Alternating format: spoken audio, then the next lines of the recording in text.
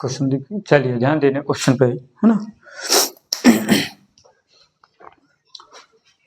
तो बच्चों आज हम लोग क्या पढ़ेंगे, कक्षा 12 की फिजिक्स पढ़ रहे हैं, है ना। क्लास 12 की क्या पढ़ रहे हैं, फिजिक्स पढ़ रहे हैं। और फिजिक्स में हम कौन सा चैप्टर आपको अब पढ़ा रहे हैं, पहले सेकंड चैप्टर सेकंड। और चैप्टर सेकंड में हम कौन कौन से क्वेश्चन आज पढ़ेंगे, तो आज हम आपको बताते रहे, आज क्वेश्चन हम पढ़ेंगे पहला अच्छी स्थिति पढ़ेंगे बेटा, अच्छी स्थिति के कारण पढ़ेंगे बेटा विद्युत विभव की गणना। और दूसरा क्वेश्चन पढ़ेंगे आज ही निरक्षी स्थिति। क्लियर। तो क्या दो क्वेश्चन आज हमारा रहेगा, एक अच्छी स्थिति के कारण विद्युत विभव की गणना करना है, और दूसरा क्वेश्चन हमारा रहेगा निरक्षी स्थिति के कारण विद्युत विभव की गणना करनी। आज हम इन दो क्वेश्चन पे ज्यादा फोकस करेंगे।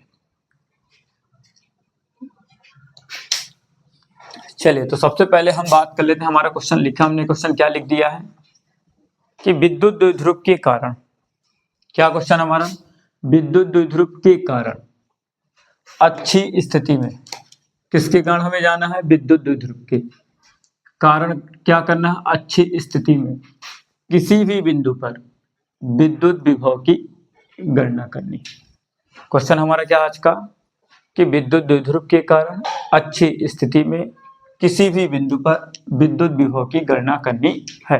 तो आज हमारा टॉपिक ये है। आप सबसे पहले हम बात कर लेते हैं बेटा, सबसे पहले आप लोगों को एक चीज बता दो, पहले विद्युत द्विध्रुव क्या है, आप लोग अगर नहीं जानते थे तो सबसे पहले हम बात कर रहे हैं बेटा विद्युत द्विध्रुव क्या है, हमारा क्वेश्चन। तो विद्युत द्विध्रुव क्या है जानते हैं, तो मैं आपको बता दूं विद्युत द्विध्रुव क्या है, कि अगर आपके पास कोई भी दो आवेश है और कैसे होने चाहिए, अपोजिट यानी विपरीत। तो सबसे पहले हम बात कर लेते हैं विद्युत द्विध्रुव।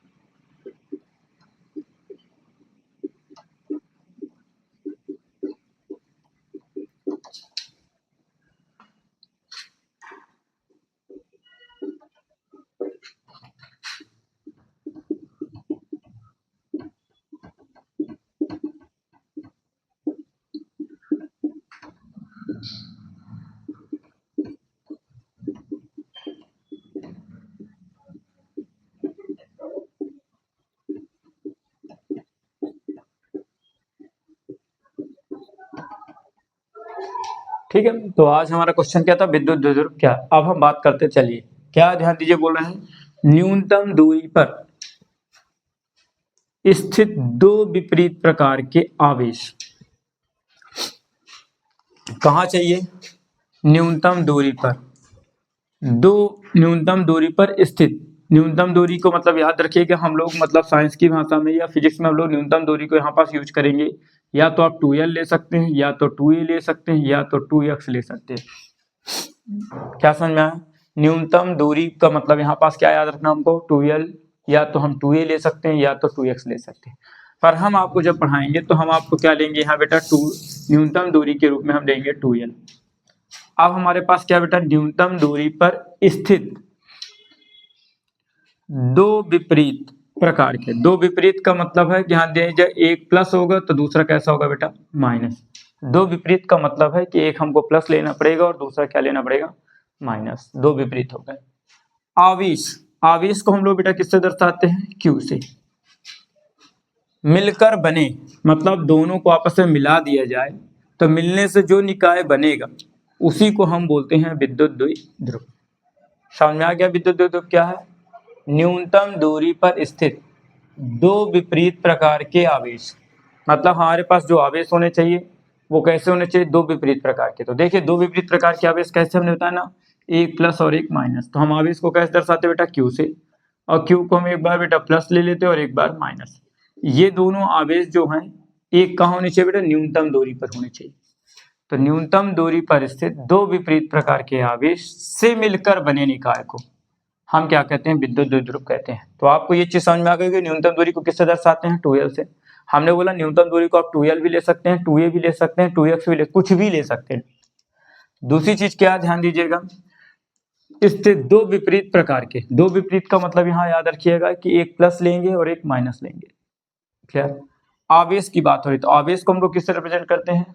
क्यू से। यानी आवेश को किससे दर्शाते हैं? क्यू से दर्शाते हैं। से मिलकर बना निकाय, जो आपका निकाय बनेगा उसी को हम लोग बोलते हैं विद्युत द्विध्रुव। चलिए विद्युत द्विध्रुव का हम डायग्राम देख लेते क्या होगा। तो याद रखिएगा सबसे पहले ये हमारे पास एक लाइन हो गई। हमने बोला दो विपरीत आवेश चाहिए तो मतलब एक हमारे पास माइनस होगा और बेटा एक क्या होगा हमारे पास? प्लस। और दोनों के बीच की दूरी हम हमेशा क्या रहेंगे? 2l।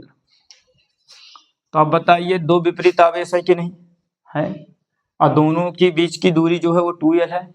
इस 2l को ही हम लोग क्या बोलते हैं? न्यूनतम दूरी। अब जो ये निकाय बन गया है इसी को हम लोग बोलते हैं विद्युत द्विध्रुव। क्या बोलते हैं? इसी को हम बोलते हैं विद्युत द्विध्रुव। क्लियर? यही आपका कहलाता है इलेक्ट्रिक डाइपोल। अब बात करते हैं, हमने पहला हमारा टॉपिक तो विद्युत द्विध्रुव की बात हो गई।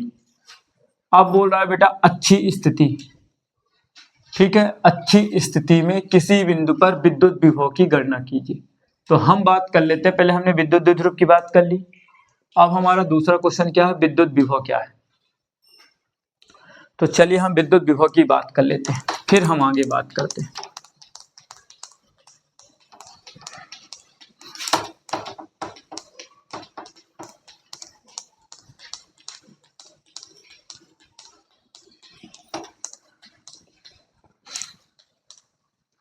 तो सबसे पहले हम बात कर लेते हैं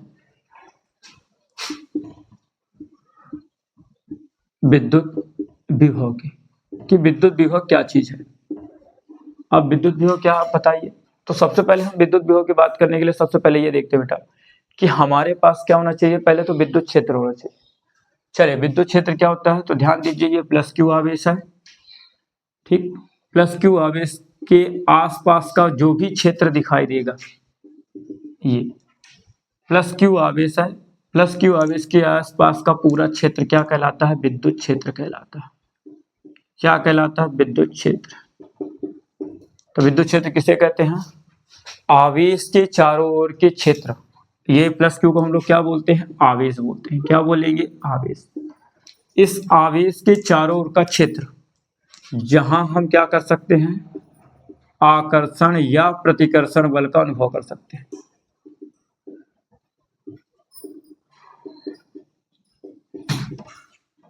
अनुभव कर सकते हैं। तो हमारा क्वेश्चन क्या था कि विद्युत क्षेत्र क्या है? तो हमने क्या बोला बेटा? आवेश है।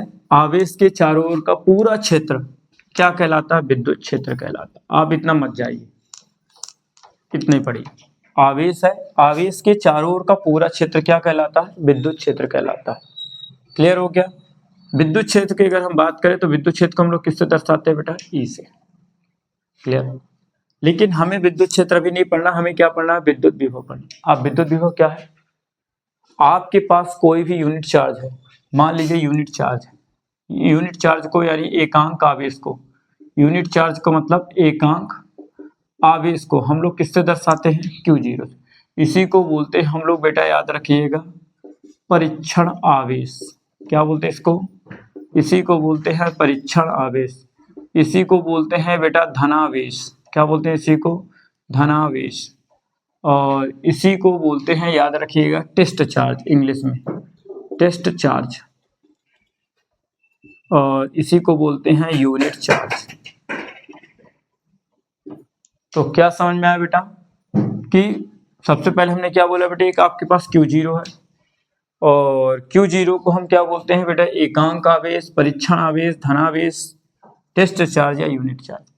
क्यों? क्योंकि इसका हम टेस्ट करने के लिए इस जो ये आवेश हमारे पास, इसका यूज हम लोग क्या के लिए करते हैं, टेस्ट करने के लिए कि मतलब वहां पास हमारे पास इलेक्ट्रिक फील्ड है कि नहीं।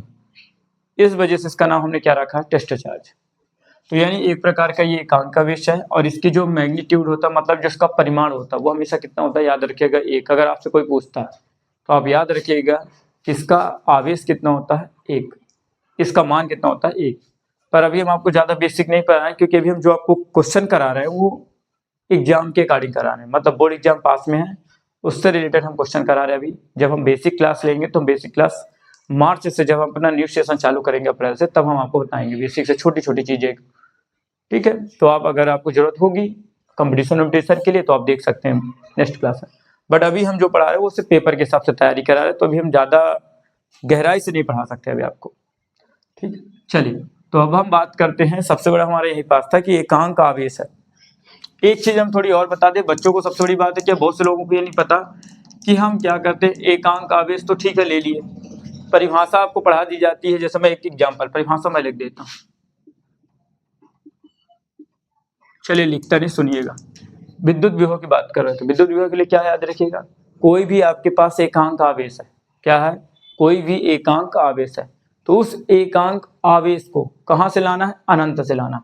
अनंत का मतलब आप समझते होंगे कि अनंत का मतलब कुछ भी नहीं, अनंत का मतलब ये है साइंस में कि मतलब हम विद्युत क्षेत्र के बाहर, जैसे ये हमारे पास पूरा क्षेत्र था, ये कौन था हमारा बताइए, विद्युत क्षेत्र। ये कौन सा क्षेत्र है, विद्युत क्षेत्र। अब इस विद्युत क्षेत्र के बाहर का जो एरिया है उसको हम यहाँ याद रखिएगा समझते हैं अनंत क्षेत्र। क्या मानेंगे इसको हम मानते हैं अनंत क्षेत्र। ठीक, तो याद मैंने बोला विद्युत क्षेत्र जो है, विद्युत क्षेत्र के बाहर का जो क्षेत्र है उसी को हम बोलते हैं अनंत क्षेत्र। समझ में आ गया।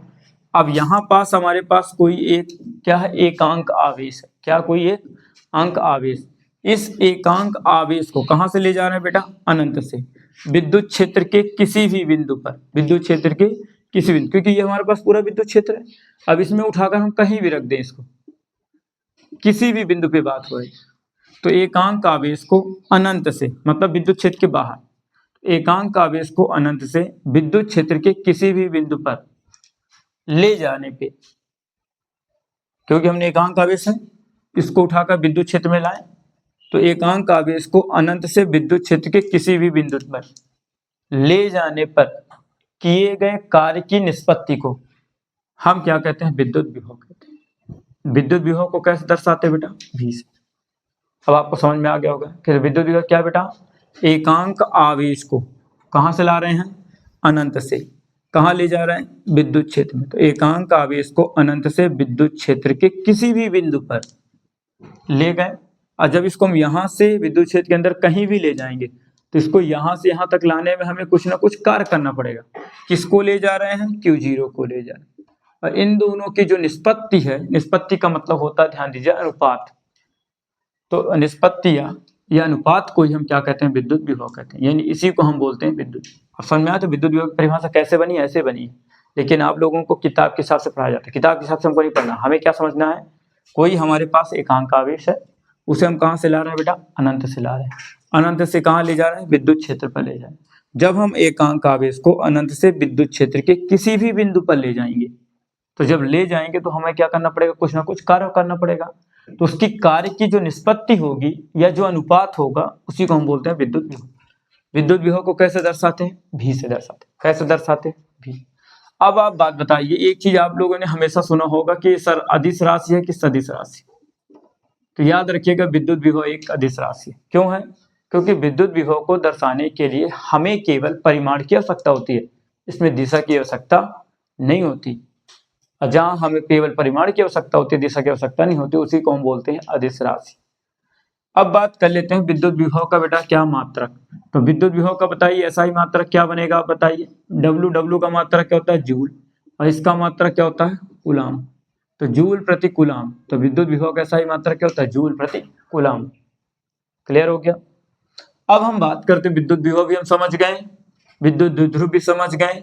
अब अच्छी स्थिति थोड़ी हम आपको बताते हैं, फिर हम बात करते हैं आगे की ओर जो हमारा क्वेश्चन है।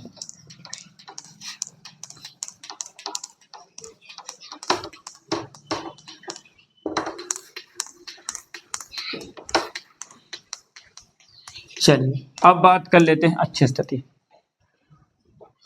अच्छी स्थिति का मतलब है कि जैसे हमने बेटा ये बनाया था माइनस क्यू और ये क्या बनाया था प्लस क्यू। अगर हमारी इलेक्ट्रिक फील्ड लाइन क्या होती है बेटा, एक दूसरे के पैरेलल है, ठीक है, मतलब क्या है, अक्ष की अनुदिशीय है। जब हमारी इलेक्ट्रिक फील्ड लाइन मतलब विद्युत बल रेखाएं क्या हो, अक्ष के अनुदिश हो, तो वहां पास जो स्थिति होती है उसे हम बोलते हैं अच्छी स्थिति। अच्छी स्थिति किसे कहते हैं, जब हमारी विद्युत बल रेखाएं क्या हो, अक्ष के अनुदिश हो। क्योंकि आपको हमने पढ़ाया तो नहीं अभी, पर हम बाद में बताएंगे, क्योंकि एक चीज आप थोड़ी जरूर जान लीजिए कि विद्युत बल रेखाएं कहाँ से निकलती हैं, प्लस से निकलती हैं। और जब विद्युत बल रेखाएं प्लस से निकल रही हैं और वो अक्ष के अनुदिश जा रही हैं, तो वहां पास जो होगा कौन सी स्थिति कहलाएगी, अच्छी स्थिति कहलाती है।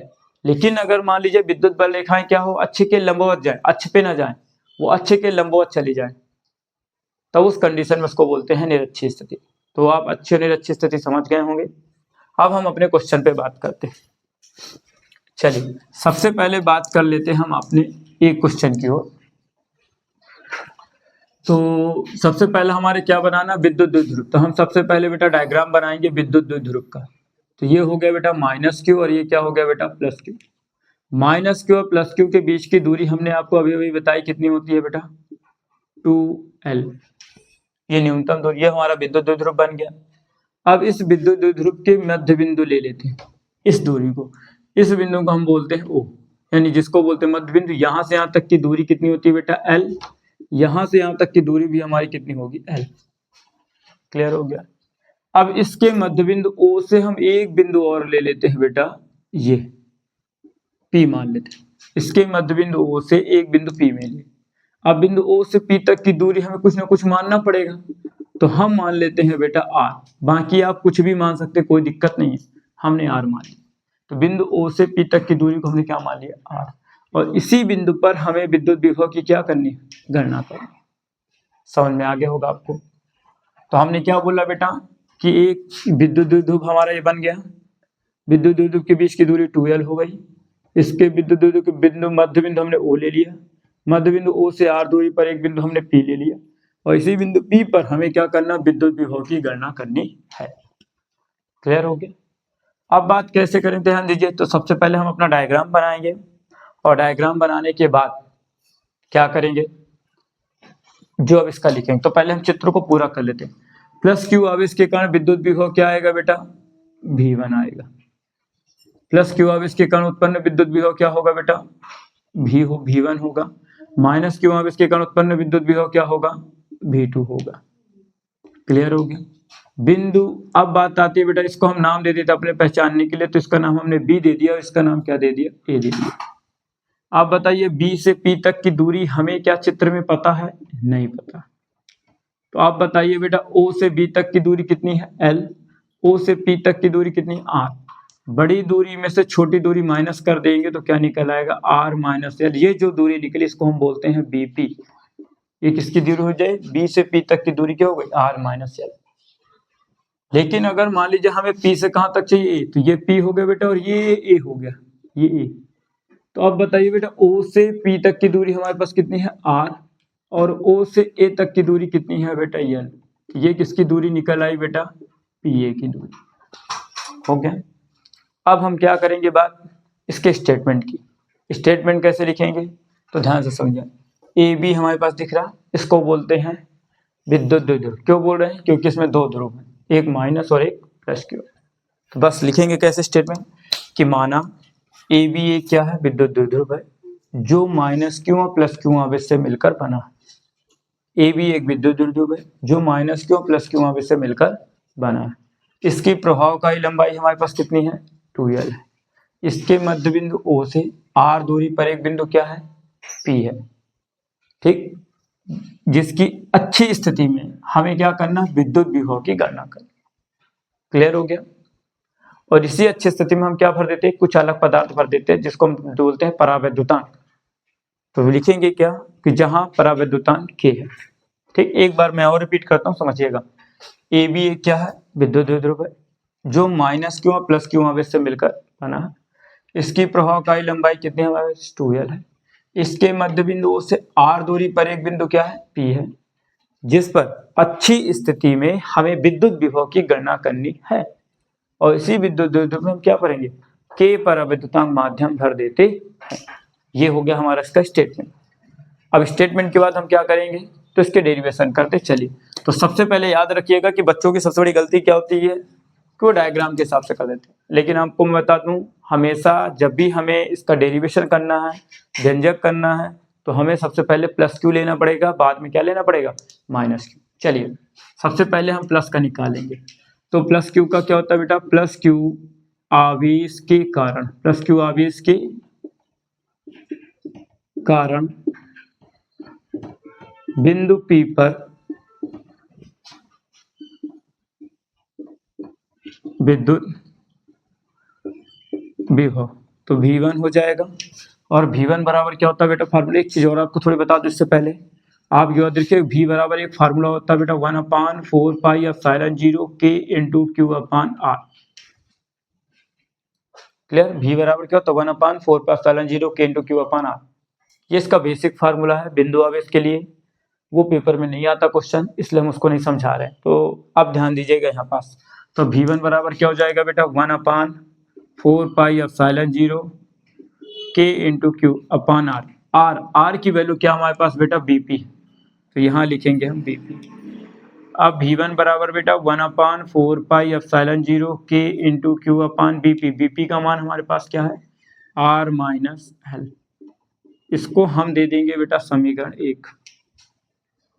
क्लियर। अब क्या करेंगे इसके बाद, अब निकालेंगे बेटा, प्लस का तो निकाल लिया, अब किसका निकालेंगे, माइनस। तो माइनस क्यू आवेश के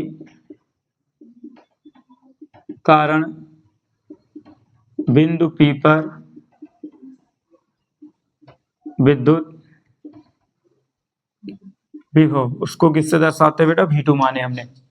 अब V2 बराबर फार्मूला क्या होता है, 1/4πε0 K, ये लिखा है फार्मूला। Q रहेगा तो बेटा Q अपान BP। BP की जगह क्या है बेटा, B से A तक है, क्योंकि माइनस Q कहाँ, A पे है, तो हम P से कहाँ तक जाएंगे बेटा, A। तो P से A तक की दूरी क्या हमारे पास, R प्लस L। तो पहले हम लिखेंगे बेटा PA लिखेंगे। अब बताइए PA की दूरी हमारे पास क्या है, तो PA की दूरी हमारे पास है R प्लस L। इसको हम समीकरण 2 दे देंगे। क्लियर। एक चीज और आप लोग को मैं बता दूं, तो सबसे पहले आप समझिए कौन से हम पढ़ रहे हैं बेटा, विद्युत द्विध्रुव पढ़ रहे, सॉरी विद्युत विभव पढ़ रहे हैं। क्या पढ़ रहे हैं हम, विद्युत विभव। और विद्युत विभव कैसी राशि है, अदिश राशि। और जब अदिश राशि है तब क्या करना पड़ेगा, तो याद रखिए प्लस क्यू आवेश के लिए हमें यहाँ बेटा प्लस लेना पड़ेगा, और जब माइनस क्यू आवेश का लेंगे तो यहाँ क्या लगाएंगे बेटा, माइनस। क्लियर। विद्युत विभव में क्या करना, हमेशा प्लस आवेश के लिए प्लस लिखना पड़ेगा, और माइनस क्यू आवेश के लिए हमेशा क्या यूज करना पड़ेगा, माइनस लिखना पड़ेगा। अगर आप प्लस और माइनस नहीं लगाते तो आपका डेरिवेशन क्या हो जाएगा, गलत। क्लियर। चलिए अब हम बात कर लेते हैं बेटा, हमने V1 V2 निकाल लिया, अब क्या लिखेंगे, अब आगे देखिएगा। हम लेंगे बेटा बिंदु P पर, बिंदु P पर परिणामी विभव। बिंदु P पर परिणामी विभव को किस तरह दर्शाएंगे बेटा, V। तो बिंदु P पर परिणामी विभव V हो तो V बराबर क्या होता है बेटा, V1 प्लस V2। V1 की वैल्यू अभी हमने निकाली थी बेटा 1/4πε0 K into Q upon R minus L, और यहाँ प्लस है बेटा तो प्लस लेंगे। V2 की वैल्यू अभी हमने निकाला था बेटा 1/4πε0 K into minus Q upon R plus L। ये हमने किसकी वैल्यू रख दी, V2 की। तो हम क्या करेंगे बेटा, V1 की वैल्यू रख देंगे और V2 की वैल्यू रख देंगे, और प्लस लगा तो बेटा प्लस। अगले स्टेप पे क्या करेंगे, ध्यान दीजिएगा, V बराबर 1/4πε0 K into Q upon R minus L। Plus का माइनस से मल्टीप्लाई करेंगे तो minus, 1/4πε0 k into Q upon R plus L हो गया हमारे पास। अब आप देख रहे होंगे कि दोनों में सेम चीज दिख रही है, जो अर्थात जो कॉमन है उसको हम ले लेंगे, जो समान होगा उसको हम क्या करेंगे, कॉमन ले लेंगे। तो दोनों साइड देखिए सेम क्या दिख रहा है, तो दोनों साइड से हमें दिख रहा है बेटा 1/4πε0 k इंटू क्यू, ये दोनों में सेम दिख रहा। और जब ये सेम दिख रहा है तो इसको हम बाहर निकाल देंगे तो क्या बचेगा, ऊपर से 1 अपान बचेगा R minus L minus 1 upon R plus L, ये हमारे पास बचेगा। यहां तक क्लियर हो गया होगा आपका। अब हम बात कर लेते हैं यहाँ पास देखिएगा, भी लिखा तो बेटा हम भी लिखेंगे 1/4π तो 1/4πε0 k into q, r plus l का 1 से गुणा करेंगे तो कितना आएगा बेटा, आएगा हमारे पास आर प्लस एल, माइनस है तो बेटा माइनस आर माइनस एल का 1 से गुणा करेंगे तो क्या होगा, आर माइनस एल बटे इन दोनों को आपस में गुणा कर देंगे तो आर माइनस एल और आर प्लस एल, भी बराबर 1/4πε0 k इंटू क्यू, ये बचेगा r plus l minus r का, और माइनस मिलकर क्या बनेगा, प्लस एल बटे में आर का बेटा आर से गुणा करेंगे तो आर स्क्वायर, माइनस प्लस मिलकर बेटा माइनस, एल और एल मिलकर क्या बन जाएगा, एल स्क्वायर। आप लोगों ने फार्मूला पढ़ा होगा ए माइनस बी ए प्लस बी, तो ए माइनस बी और ए प्लस बी बराबर क्या होता है बेटा, ए स्क्वायर माइनस बी स्क्वायर। उसी के अकॉर्डिंग हमने लिख दिया कि एक बार माइनस और एक बार बेटा प्लस है, तो क्या बन जाएगा बेटा, आर का स्क्वायर और माइनस प्लस मिलकर माइनस, एल एल मिलकर एल स्क्वायर। अब अगर यहाँ देखिए तो माइनस आर प्लस आर क्या हो रहा, कैंसिल हो जाएगा, तो बचेगा क्या बेटा 1/4πε0 k इंटू क्यू, एल और एल मिलकर क्या बनेगा बेटा 2l, आर स्क्वायर है तो बेटा r square minus l square, q into 2l आप लोगों को हमने पढ़ाया था q इंटू 2l बराबर होता है बेटा p, तो v बराबर बेटा 1/4πε0 k into q into 2l बराबर क्या होता है बेटा p, तो p रख देंगे r square minus l square, ये हमारा इसका डेरिवेशन हो गया। बट एक चीज आप लोग और देखिएगा कि एल की वैल्यू हमेशा क्या है बेटा, आर से क्या होती है, छोटी, एल की वैल्यू आर से क्या होती है, छोटी है, तो लिखेंगे शर्त क्या बेटा, यहाँ लिखेंगे L square is less than R square, इसलिए v equal to 1/4πε0 k into P upon R square, L square को क्या कर देंगे, छोड़ देंगे, तो यही आपका क्या होगा इसका आंसर। ये कौन सी स्थिति हो गई बेटा, अच्छी स्थिति, कौन सी हो गई, अच्छी स्थिति। तो अच्छी स्थिति के कारण हमने क्या निकाल दिया बेटा, विद्युत विभव। आप लोग इसमें देख लीजिएगा और कहीं अगर कोई डाउट हो तो आप हमें कमेंट करिएगा। बाकी मैं अभी एक क्वेश्चन और आपको कराऊंगा, तो अभी हमारा एक क्वेश्चन, अभी मैं आपको एक क्वेश्चन और कराऊंगा। अब इसमें क्या करें, अभी हमने आपको अच्छी पढ़ा दिया, अब इसी में हम आपको पढ़ाएंगे निरक्षीय स्थिति। तो इस चैप्टर का अच्छी और निरक्षीय स्थिति सबसे इंपॉर्टेंट क्वेश्चन है, और इसके बाद अभी हम आपको पढ़ाएंगे समांतर पट्ट संधारित, यानी पैरेलल प्लेट पढ़ाएंगे, यानी आपको इससे 4 क्वेश्चन हमको पढ़ाना, 4 से 5 क्वेश्चन बस हो गया, उस क्वेश्चन को आप तैयार कर लीजिएगा, हो गया, ज़्यादा कंप्लीट करने की जरूरत नहीं है। चलिए तो मैं इस क्वेश्चन को, अगले क्वेश्चन की ओर चलते हैं।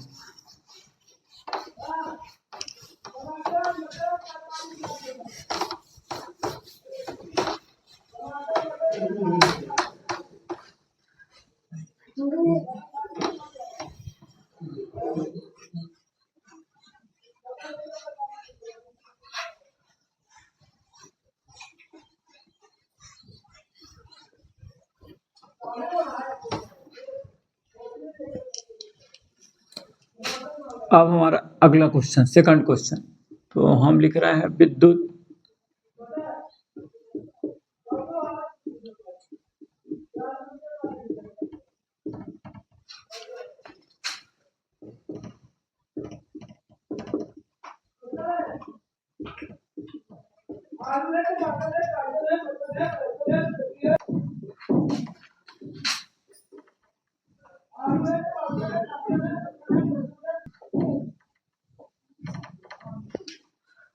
अब हमारा क्वेश्चन क्या बेटा अगला, तो बोर्ड तरफ देखिए, अब हमारा क्वेश्चन क्या अगला, विद्युत द्विध्रुव के कारण निरक्षीय स्थिति में, मतलब किसके कारण? विद्युत द्विध्रुव के कारण। किसके कारण? विद्युत द्विध्रुव के कारण। कहाँ लेना है? निरक्षीय स्थिति में।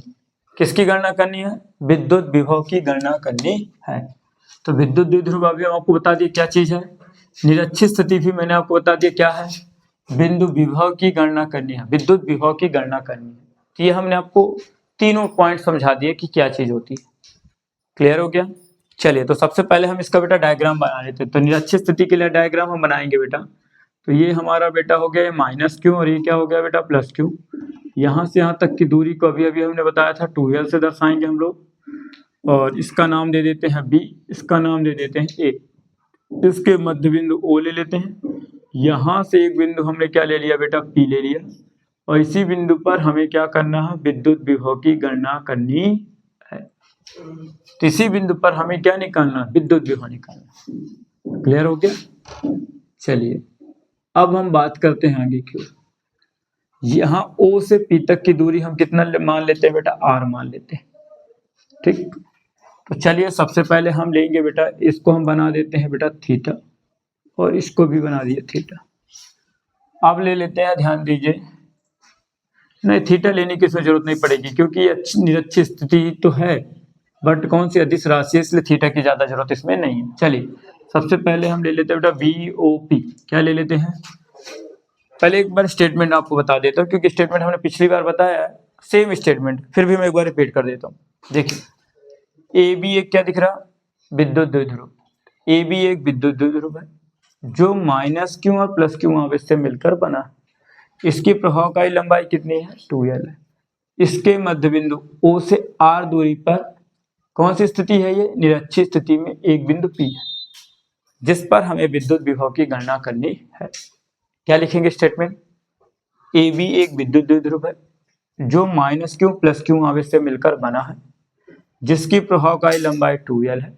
इसके मध्य बिंदु O से R दूरी पर कौन सी स्थिति में? निरक्षीय स्थिति में एक बिंदु P है, और इसी बिंदु P पर हमें क्या करना? विद्युत विभव की गणना करनी है।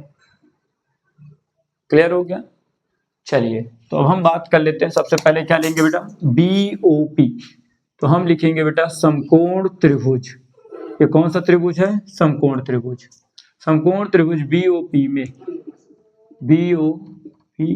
में आप लोगों ने पढ़ा होगा बेटा पाइथागोरस प्रमेय। पाइथागोरस प्रमेय से, पाइथागोरस प्रमेय क्या होते बेटा? कर्ण का वर्ग बराबर लंब का वर्ग प्लस क्या होता है बेटा? आधार का वर्ग। तो आपको बता दें ये भुजा कौन सी होती है बेटा? कर्ण हो गई, और ये भुजा कौन सी हो गई बेटा? लंब हो गई, और ये कौन सी भुजा हो गई बेटा? आधार हो गई। कर्ण का नाम क्या दिख रहा? देखिए हमें BP दिख रहा, तो BP लिख देंगे, स्क्वायर लगा तो बेटा स्क्वायर। लंब क्या OP है, तो OP लिख देंगे बेटा, स्क्वायर लगा तो स्क्वायर लिख देंगे। आधार क्या दिख रहा बताइए? OB है तो क्या लिख देंगे? OB और स्क्वायर लगा देंगे। BP की क्या दूरी हमें पता है? नहीं पता, तो हम इसको लिखेंगे BP, स्क्वायर लगा तो स्क्वायर। OP, O से P तक की दूरी कितनी है? R, तो R लिखेंगे, स्क्वायर लगा तो स्क्वायर। O से B तक की दूरी तो आपको बताया था, यहाँ टोटल दूरी 2l है, तो O से B तक की दूरी कितनी हो जाएगी? L। तो यहाँ लिखेंगे बेटा L, स्क्वायर लगा तो स्क्वायर। अब बताइए BP में स्क्वायर ले गया तो उसके अपोजिट साइड क्या लग जाएगा बताइए? हमेशा रूट लगता है, स्क्वायर हटेगा तो क्या लग जाएगा? रूट। तो BP का मान हमने निकाल लिया ना। अब आपको एक चीज बता दें कि ये वाली जो लंबाई है इस लंबाई के बराबर होगी, और जब दो लंबाई आपस में बराबर हो गई तो उस कंडीशन में इसे बोलते हैं समद्विबाहु त्रिभुज। ये क्या बन जाएगा? समद्विबाहु त्रिभुज। तो BP हमेशा किसके बराबर है बेटा? AP के। इसलिए लिखेंगे BP बराबर AP बराबर √R square plus L square. Clear हो गया यहाँ तक? तो सबसे पहले हम BP और AP निकालेंगे। आप क्या करेंगे? अब इसके बाद हम चलेंगे प्लस क्यू आवेश के कारण। किसके कारण चलेंगे? तो हम लिखेंगे बेटा प्लस क्यू आवेश के कारण बिंदु P पर विद्युत